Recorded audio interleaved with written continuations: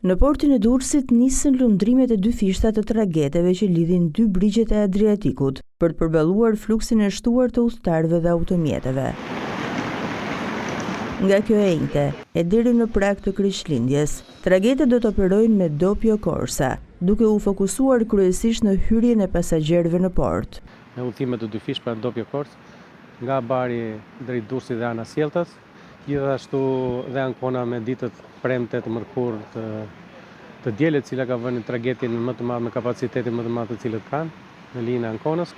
Janë 4 ditë intensive, nga të cilat autoriteti portual, dega doganore Durrës, forcat e policisë kufitare, të cilat do të punojnë me 24 sportele, kanë marrë gjitha masat për mbarvajtjen e këtij fluksi. Presim një rritje diku te 10%. Kryesisht janë bashkëdhetarët tanë të cilët jetojnë dhe punojnë në Evropë, Zvicër dhe Itali, të cilët kanë zgjedhur të kalojnë festat në Shqipëri dhe në Kosovë. Festat e fundvitit përkojnë me periudhën kur shumë emigrant rikthehen në atë për të kaluar pushimet pranë familjeve të tyre.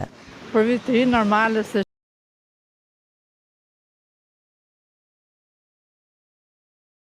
Bearit edhe pushime në Italinë Bari. Ka marrë vetëm për të marrë lekët.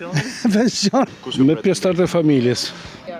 To New Year. Është hera e dytë që vim. Kemi qenë edhe përpara 8 vitesh. Vim nga Skocia. Para Krishtlindjeve do të qëndrojmë 4 ditë në Berat, ndërsa Krishtlindjet do t'i kalojmë në Gjirokastër. Më pas do të vizitojmë edhe Greqinë.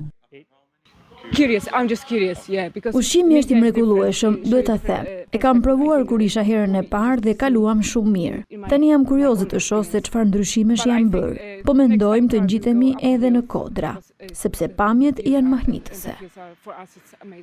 Lundrimet të 2 fishta do të ketë edhe në ditët e para të vitit të ri, por këtë herë fluksi do të jetë më i madh në dalje.